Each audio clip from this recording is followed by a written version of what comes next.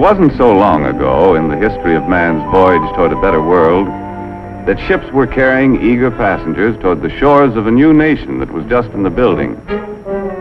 Our forefathers were constructing the foundation of this nation by interlocking inseparably the blocks of our political and economic freedoms.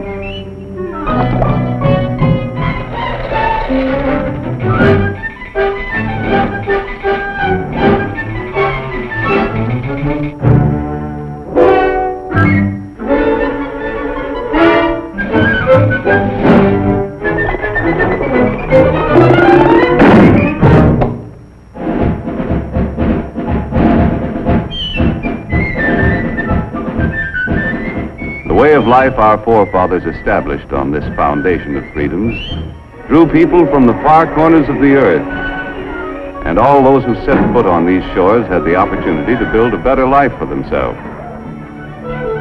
Even young Jonathan, an unskilled lad from across the sea, hoped to find a job where he could progress according to his ability and enterprise.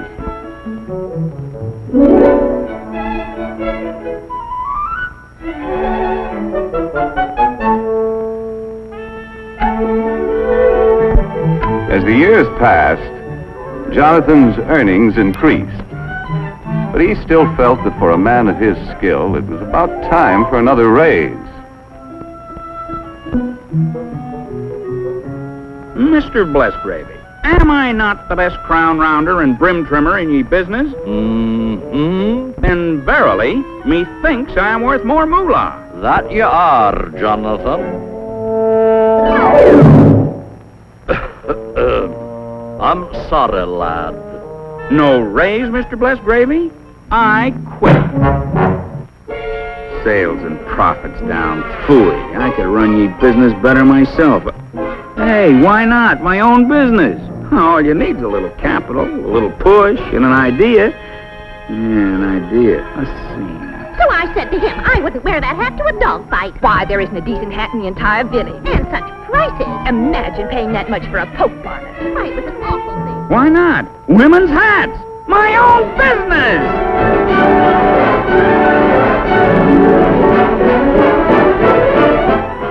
Fortunately, Jonathan was thrifty enough to keep a little nest egg for such an emergency. Well, the cost of the building took care of the nest egg. And there was nothing left to pay for the necessary tools and equipment.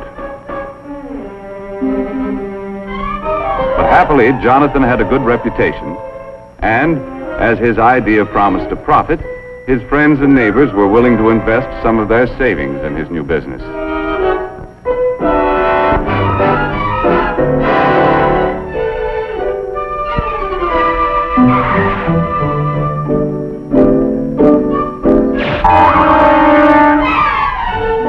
In the nick of time, an enterprising chap showed up with the raw materials to make hats. And before long, Jonathan was open for business. First, he had to advertise. Shop at Bonton, it's the spot. 12 new hat styles, that's a lot. Ladies, get that new hat drill. 30 days to pay your bill. As an expert salesman, Jonathan demonstrated the superior style and quality of his product. He set a price for his creations that the consumer was willing to pay, and sales dollars poured in from satisfied customers. Jonathan had big dreams of the wonderful rewards of being in business for himself. But before he could buy what he wanted, his employees' wages had to be paid. He had to pay taxes.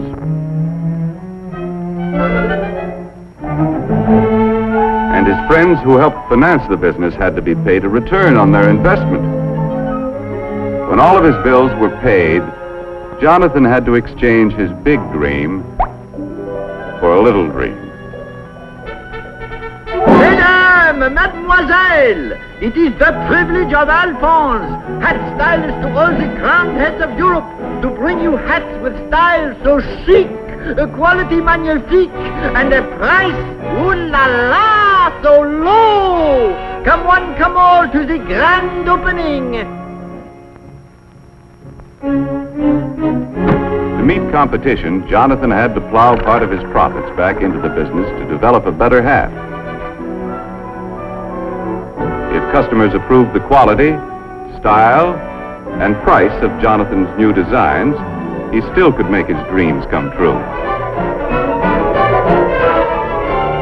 With the passing years, this strong foundation of freedoms protected the dignity of the individual and his family, gave everyone the right to worship as he pleased, and promised anyone with ability and enterprise the opportunity to participate in the building of the American way of life as we know it today. A way of life that depends upon millions of thrifty Americans who send a portion of their savings to work in our business system each year. People from all walks of life, workers, farmers, housewives, all of us send our dollars to work in our business system in the hope of earning dividends or interest on our investment.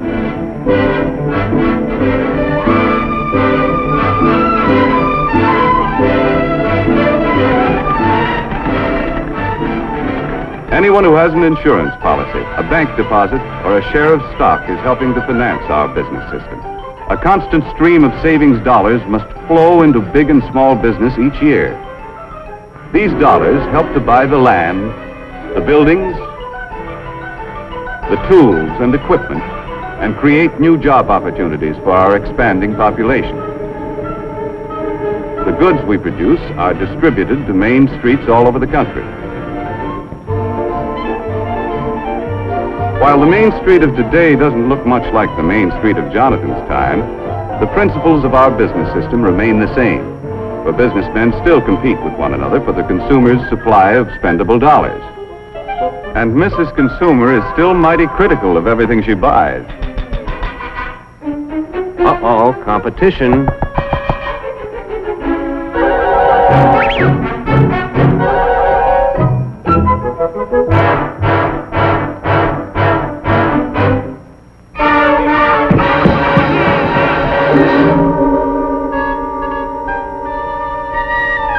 The management of every business has a continuing problem to improve their product to stay ahead of competition, or else.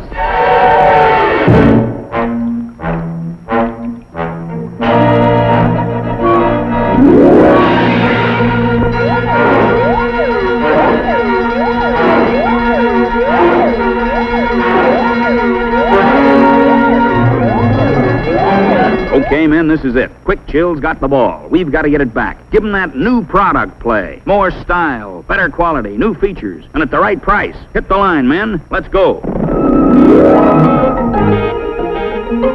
Micrometer, wrench, file, caliper, slide rule. In addition to creating a better product, management develops new tools and more efficient methods to help workers turn out more boxes to sell at a price Mrs. Consumer will pay.